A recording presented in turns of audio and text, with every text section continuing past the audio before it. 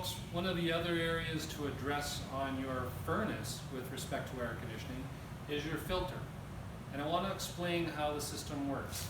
This side of your furnace is called the return air. So the air from your house is returning back to the furnace, dropping down here, goes through this filter, up through here, through the heat exchanger, through the air conditioning coil, back up through the plenum to the rest of the house. So the filter is what's in between.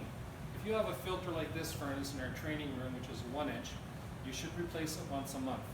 If you have a 5-inch media filter, you can replace that once a year. But you should address it and have a look at it. You never know how much these filters will collect, especially if you have small fur babies, cats, dogs. You may want to watch for that.